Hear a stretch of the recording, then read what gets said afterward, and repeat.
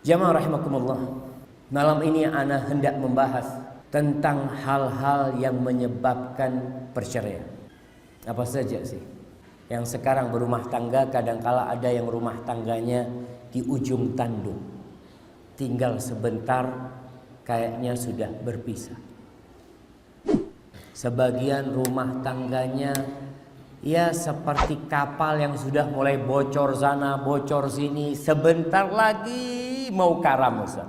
Kalau kita melihat penyebab perceraian terjadi, yang paling dahsyat adalah kebodohan.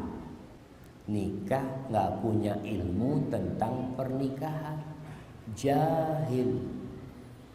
Allah mensifatin manusia ini ketika Allah menawarkan amanah ini. Inna aradnal amanata ala samawati wal ard wal jibal fa abaina an yahmilnaha wa ashfaqna minha wa hamalaha al insan innahu kana zaluman jahula. Amanah ini pernah ditawarkan kepada langit yang 7 lapis, ditawarkan kepada bumi yang 7 lapis, ditawarkan kepada tiang-tiang atau pancang-pancang gunung-gunung yang menguatkan ini bumi. Semuanya takut. Fa abaina ay yahmilnaha wa ashfaqna minha. Mereka enggak ya Allah. Siapa yang memegang amanah itu? Manusia. Lalu Allah mengatakan innahu kana zaluman jahula. Manusia itu benar-benar makhluk yang sangat zalim dan sangat bodoh. Berkaitan dengan hal ini jamaah, apa solusinya? Ya belajar. Kita harus belajar. Ada istri yang tidak tahu dengan hak suami. Istri, Masya Allah, baru nikah, dapat 3 hari, yang namanya pakaian numpuk, piring tidak dicuci. Ketika suaminya tanya, wahai istriku, kenapa baju tidak dicuci? Afwan bang, anak ini menikah bukan untuk jadi haddamah, bukan jadi pembantu.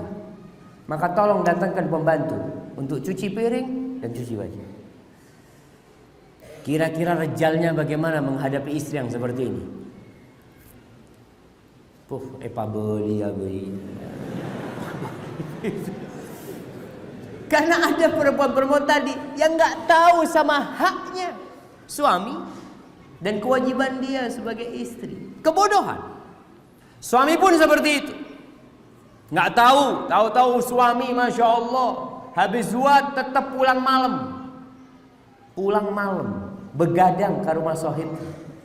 Pulang ke rumahnya, istrinya menanti, membukakan pintu, disediakan makanan yang enak. Lalu suami langsung tidur. Dan sang suami mengatakan, ana rejal, ana pemimpin di rumah. Apa yang ana kerjakan gak perlu ditanya. Subhanallah. Rasulullah SAW ditanya nih, ada seorang sahabat yang Masya Allah kerjanya begadang sholat malam. Begadang sholat malam. Lalu kata Nabi SAW, hati-hati, istrimu punya hak, matamu punya hak, Allah juga punya hak. Maka berikan hak itu sesuai dengan mereka yang memiliki. Tapi karena kebodohan, ada orang-orang yang Masya Allah mau berdakwah. Anda mau berdakwah. Istri gimana nafkah buat istri? Allah yang akan menanggung nafkahnya. Biarkan Allah. Subhanallah. Kadang-kala mereka karena semangat keimanan, tapi karena faktor kebodohan, dia itu punya tanggung jawab. Dia ambil anaknya orang. Sehingga kita tahu Rasulullah SAW ketika menyuruh menikah, apa semuanya disuruh menikah? Tidak.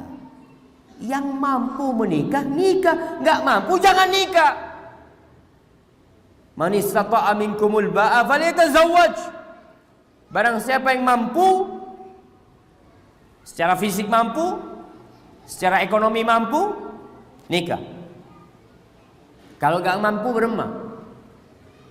Ustaz, anak tapi Harus nikah ini Ustaz. Terus fulus, maafi fulus. Terus ceretan berma. Enggak usah nikah. Ngapain? Puasa. Puasa, jaga dirimu. Dari mana dia tahu? Belajar. Tapi kebodohan terkadang sebagian orang enggak, bismillah, anak akan nikah. Ingat, yang menikah itu yang mampu. Karena dia harus memberikan makan kepada anak orang. Dia punya kewajiban memberikan sandang, pangan, dan papan kepada istri dia. Maka jamaah, kebodohan ini yang kadangkala membuat rumah tangga jadi hancur. Suami marah, istri ikut marah. Kenapa? Ustaz, saya tak salah. Saya tidak mau diinjak hak saya. Saya ini termasuk gadis yang paling dihormati di kampung Arab sini, Ustaz. Masa laki-laki kayak gini anda diamkan? Oh, ini faktor kebodohan. Karena kita tahu di dalam syariat Islam ini, kalau suami marah, istri jangan ikut marah, neng-neng, ngalah. Emangnya seperti itu? Seperti itu kalau ingin rumah tangganya terjaga. Sholat malam. Orang kalau ingin rumah tangganya dijaga, kadangkala melihat, Ustaz, kok rumah tangga anak ini gimana Ustaz ya? Suami ini sudah kurang perhatian sama kita. Entar kadukon.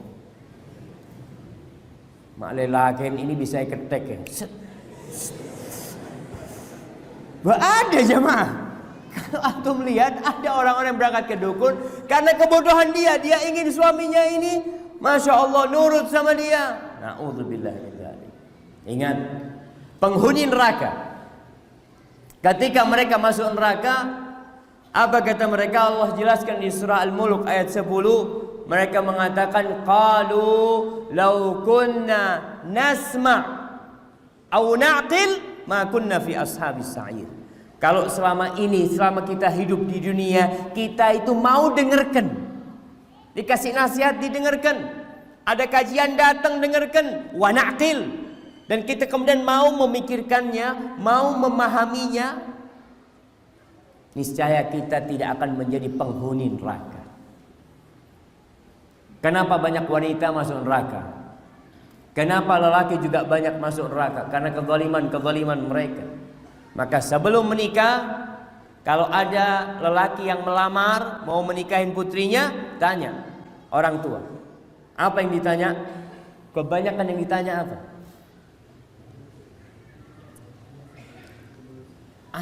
Kerjanya apa? Kalau ngomong alhamdulillah anak nggak kerja.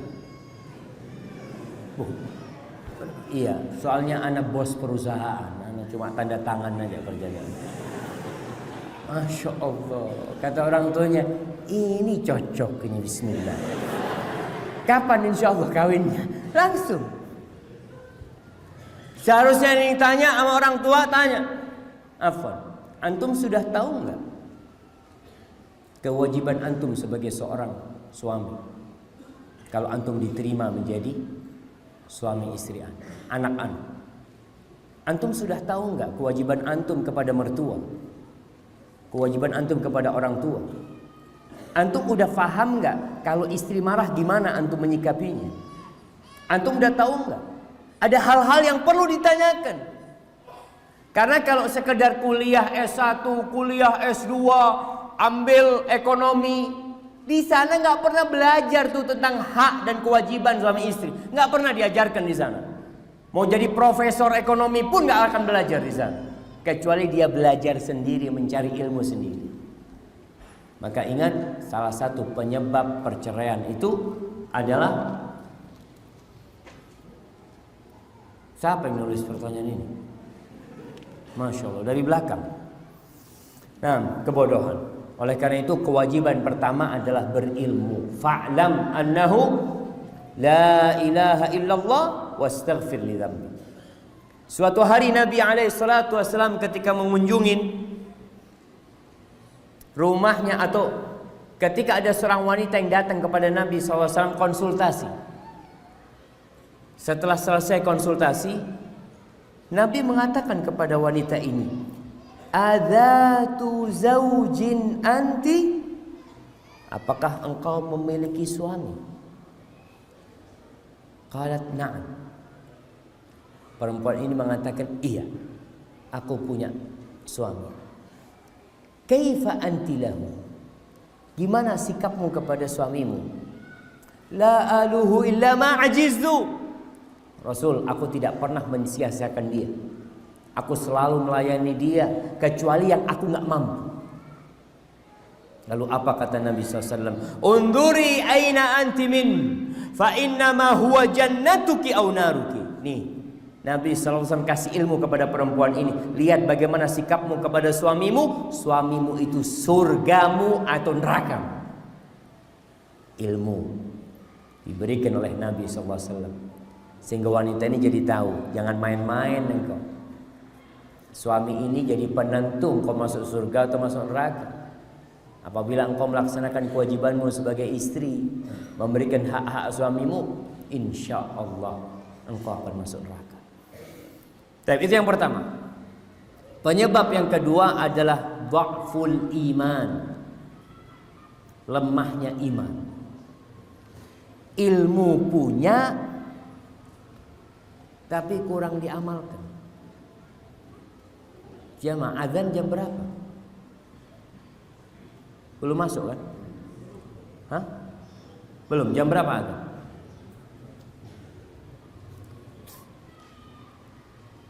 Tak ada yang tahu. Masya Allah. Ya kalau dengar azan berarti waktu sholat, Ustaz. Bismillah. Alhamdulillah. Berkaitan dengan dha'ful iman, iman yang lemah ini, kadang-kala ada orang lulusan pesantren, hafal Quran, oh jangan ditanya. Kalau ilmu jangan ditanya. Tapi masalahnya di pengamalan ilmu itu. Karena ada orang yang secara ilmu sudah mumpuni, tapi terkadang dalam pengamalannya kurang. Sehingga ini menyebabkan terjadinya perceraian juga. Menikah dengan wanita lulusan pesantren, santriwati, Masya Allah, lulus hafal Alfiyah Ibn Malik, Masya Allah, lulus hafal Quran 10 juz umpamanya, secara keilmuan bagus, tapi ternyata dia tidak pandai melayani suaminya. Kalau hadis-hadis dia hafal, bahkan kalau ribut sama suaminya, istrinya langsung mengatakan qala Rasulullah sallallahu alaihi wasallam, khairukum li ahli. Orang yang terbaik di antara kalian adalah yang paling baik sama istrinya. Ana lihat engkau baik sama sahib-sahibku, engkau baik sama tetanggamu, tapi sama aku kau gak baik. Ini repot. Mun endi bini pinter ini jamaah. Dha'ful iman, tapi keimanan yang lemah. Kadang-kala sebaliknya. Ada seorang yang mengatakan, Ustadz, ana punya suami Ustadz.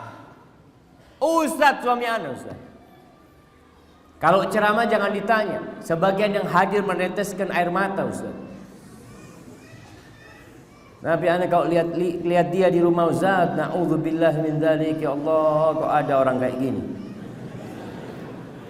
Artinya di luar Masya Allah, tapi dha'ful iman.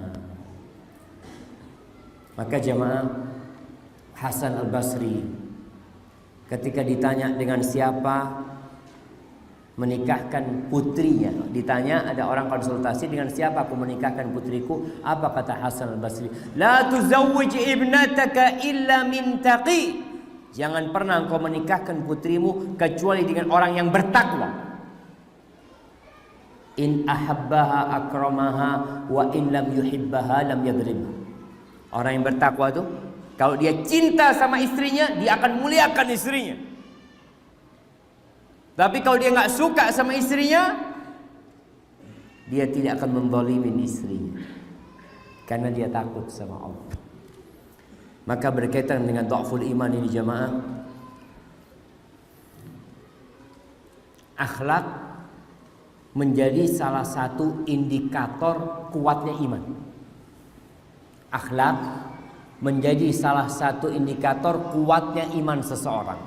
Karena apa?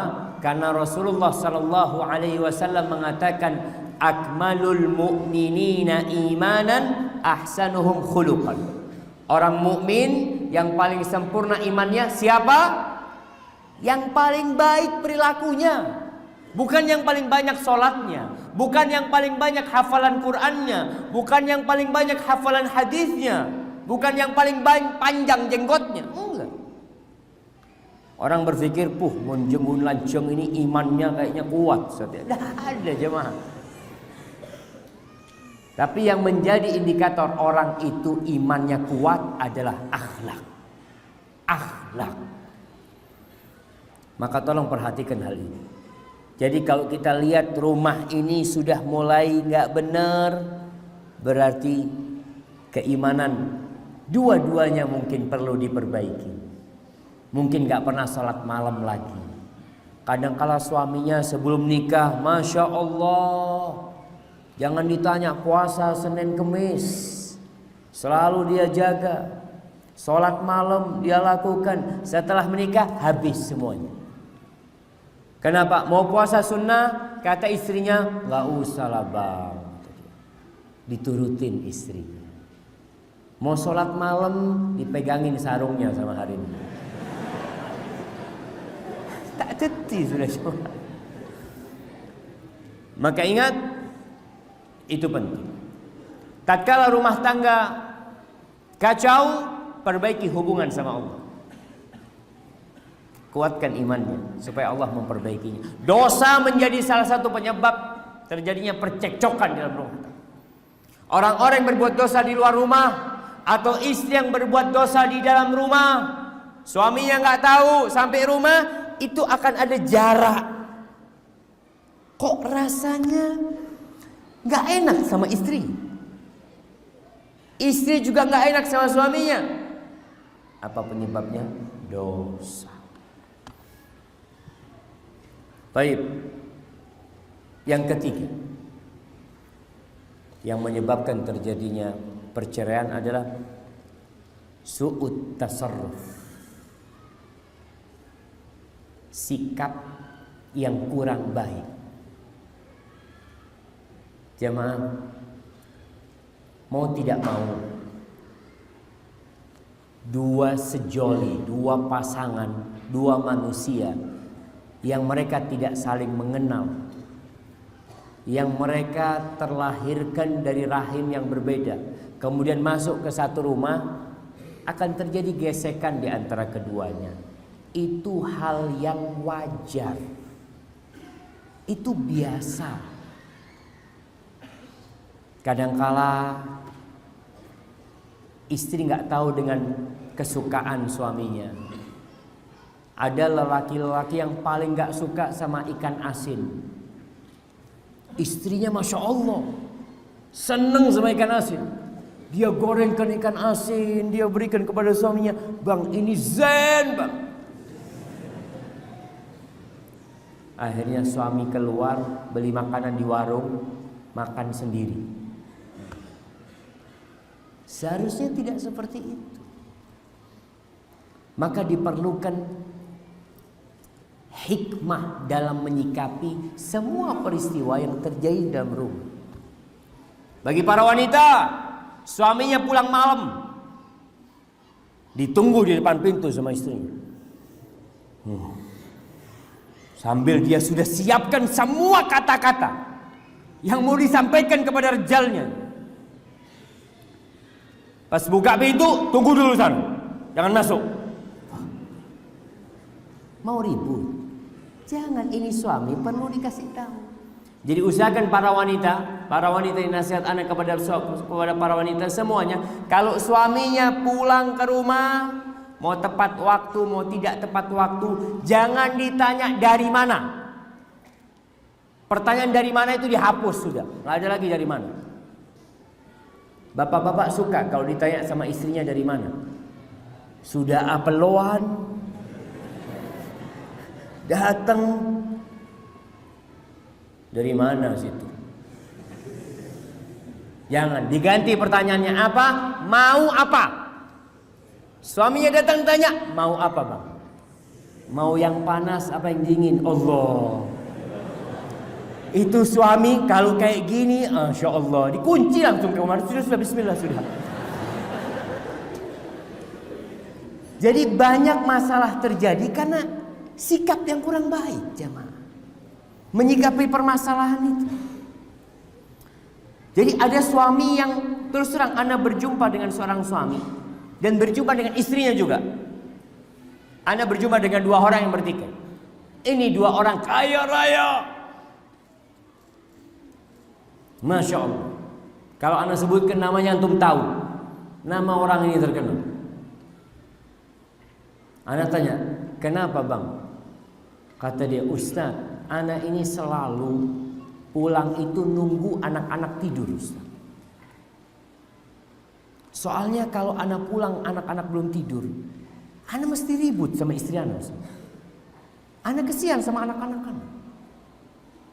Kenapa istri anak akan tanya dari mana, duduk sama siapa, ngomong apa, makan apa? Ya Allah Ustaz, anak habis kerjaan capek, ingin di rumah, ada yang pijetin anak, ada yang mendoakan anak, sampai rumah anak kayak masuk di penyidikan polisi. 23 pertanyaan selama 1 jam. Banyak. Akhirnya anak milih pulang nunggu anak-anak tidur. Akhirnya anak tanya sama istrinya, apa benar seperti itu? Iya Ustaz, soalnya dia pulangnya malam terus. Oh ini panas pacet ini jemaah. Ya akhirnya anak sampaikan ada hal-hal yang bagaimana istri menciptakan suasana yang romantis dalam rumah. Sehingga suami itu kalau makan di warung, makan rawon di warung, aduh cia. Enakan punya istri anak. Gimana itu bisa terjadi? Ketika pulang kerja diajak sahibnya, ayo makan di warung ini, biasanya mereka kuliner. Dia mengatakan, lah, kenapa? Ada yang nunggu ana di depan pintu rumah ana. Subhanallah. Jadi suami ketika selesai kerja yang ada di benak dia kepingin pulang. Tapi berapa banyak suami yang pulang kerja ribut sama istrinya, mandi, ba'dal maghrib keluar lagi. Majlis di tempat sohibnya, ngobrol, nunggu istrinya tidur. Baru dia bisa tidur. Maka tolong sikapi dengan yang baik. Perempuan punya kekurangan, ini buat para lelaki. Engkau menikahin wanita yang banyak kekurangannya. Yang hari-hari akan menyikap, oh ternyata istriku seperti ini, istriku seperti ini. Iya, bagaimana menyikapinya? Kata Rasul sallallahu alaihi wasallam, la yafraq mu'minun mu'min. Seorang lelaki yang beriman, seorang suami yang beriman, enggak boleh dia membenci istrinya yang beriman. In kariha minha khuluqan radiya minha akhar. Kalau ada perilaku istrinya yang tidak dia sukai, bukankah ada perilaku lain yang baik buat dia? Maka diperintahkan untuk melihat kepada sisi positif istrinya, bukan melihat kepada yang negatif. Ini sikap. Tidak semua bisa jamaah. Ada orang-orang yang suka menyimpan dendam. Perempuan-perempuan juga seperti itu, ada yang menyimpan dendam. Suaminya pernah mengatakan perkataan yang menyakitkan hati, ya, kemudian dia ingat selalu. Lelaki juga seperti itu. Istrinya punya kesalahan 1, 2, pernah umpamanya datang nasi belum matang, sudah lapar ini jemaah, marah-marah. Kemudian sebulan kemudian ada kejadian lain, teh tidak ada gulanya. Kata suaminya, ingat bulan lalu nasi nggak matang, sekarang teh nggak ada gulanya, satu lagi anda ceraikan. Jadi urusan-urusan yang remeh jemaah. Maka tolong kita perlu minta ilmu sama Allah, minta hikmah. Allah mengatakan, "Wa man yu'tal hikmata faqad utiya khairan katsiran." Ada orang yang bijak banget menyikapi. Barang siapa yang dikasih hikmah dalam bersikap, maka dia telah dikasih, Masya Allah, kebaikan yang banyak sekali. Contoh nih, contoh nyata. Bagaimana Aisyah radhiyallahu taala anha pernah memecahkan piring di rumah Nabi sallallahu alaihi wasallam. Aisyah, istri Nabi. Lagi di rumah Aisyah, lagi ada tamu, salah satu istri Nabi kirim kue ke rumahnya Aisyah. Sama Aisyah ditampel pecah. Biar. Kita lihat bagaimana Rasulullah sallallahu alaihi wasallam menyikapi hal ini. Beliau sama sekali tidak marah. Beliau hanya mengambil itu makanan, kemudian diberikan kepada tamu-tamunya. Ini di depan tamunya. Beliau mengatakan, gharat ummukum, ibu kalian lagi cemburu. Itu pembantu yang ngirim makanan gak boleh pulang sama Nabi SAW. Jangan pulang dulu, digantiin piringnya supaya dua gak ribut nanti. Piringnya digantiin yang baru, bawa sana piring. Selesai. Rasul sallallahu alaihi wasallam tidak mendudukkan Aisyah malam hari, didudukkan, engkau memalukan aku di depan tamu-tamuku. Enggak. Selesai amarah wanita, emosi dia seperti gelombang tsunami. Datang, pecah semuanya, selesai. Sudah selesai. Ketika selesai, ya udah nggak perlu diungkit-ungkit lagi. Dan Rasulullah SAW tidak pernah mengungkit. Ini perlu jamaah. Bijak dalam menyikapi itu penting. Baik, udah azan belum? Nah, fadhal, siapa yang mau azan? Kembali jamaah, tadi kita bicara tentang hikmah. Menyikapi sesuatu dengan tidak hikmah menjadi penyebab rusaknya mahligai rumah tangga. Contohnya seorang wanita yang bijak, Masya Allah, suaminya hanya memberikan kepada dia uang yang tidak banyak, tapi dia berpikir bagaimana duit yang sedikit ini cukup. Dia bisa bikin rawon yang dimakan 3 hari, walaupun daging sapinya sedikit. Tapi pakai apa? Tambahin apa supaya bisa? Terong, masa berikan? Bukan terong, jamaah, tewel. Dia bagaimana menciptakan suaminya ketika makan di meja makan itu jadi indah.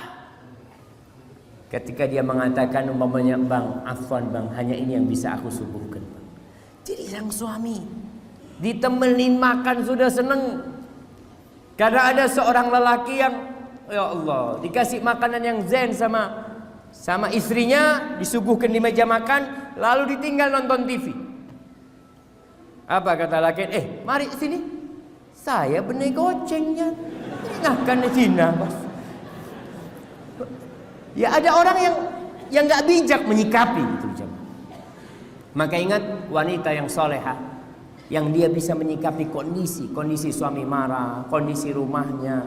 Ada wanita-wanita yang memang bosan dengan rumahnya yang sempit, lalu dia menuntut suaminya, bang pindah rumah, ini rumahnya sempit macam-macam. Coba engkau minta sama Allah hikmah. Hikmah ini nggak dipelajarin jemaah, nggak dipelajarin. Makanya Allah mengatakan waman yu'tal hikmah, barang siapa yang dikasih hikmah. Berarti apa sikap kita dalam mencari hikmah? Bertakwa kepada Allah, agar Allah memberikan hikmah kepada kita dalam menyikapi hal-hal yang terjadi. Kemudian yang keempat, yang menyebabkan perceraian adalah taklid buta. Banyak wanita atau lelaki juga, kita kembali ke wanita dulu. Dia melihat sahibnya ganti HP, sahibnya ya mungkin beli abaya yang harga mahal, sahibnya bisa beli villa ya. Kemudian dia mengatakan kepada suaminya, "Bang, fulan melevila 2 miliar, Bang." Terus apa maunya? Dia mau suaminya beli villa 2 miliar, gajinya perak 2 juta. Kan nyakitkan hati jemaah. Sehingga mendorong suami, aduh sudah bosan sama istri yang seperti itu. Jangan suka meniru orang. Ketika ingin melihat orang lain, lihat kondisi suaminya. Oh, suamiku nggak mampu. Karena meniru ini jamaah yang menyebabkan tadi ribut dalam rumah. Ini perempuan baru pulang dari tempatnya sohibnya, ada acara, ada apa, pulang, ngatakan kepada suaminya, "Bang, iya, ana bang baru dari rumahnya fulana. Masya Allah bang, kursi di rumahnya itu bagus banget tadi. Dan gak mahal katanya bang. Berapa? Ya 32 juta. Ya. Oh neku songot ta pas 32 juta. Wallah jamaah, ada hal-hal. Jangan niru orang, sudah lihat, jadilah diri sendiri. Dan jangan suka membandingkan suaminya dengan suami orang. Laki-laki juga nggak boleh membandingkan istrinya dengan istri orang. Masya Allah, istrinya fulan, Masya Allah. Kalau suaminya datang, dibukain pintu, bukain sepatunya, bukain kaos kakinya, dicuci kakinya, Allahu Akbar. Itu sang istri mengatakan, abang kok nggak kawin sama dia dulu? Kok milih anak? Ribut lagi jauh. Ada hal-hal tadi, jangan taklid buta. Dan jangan suka membanding-bandingkan istrinya dengan orang lain. Masih banyak yang lainnya jemaah. Yang terakhir adalah kesibukan suami.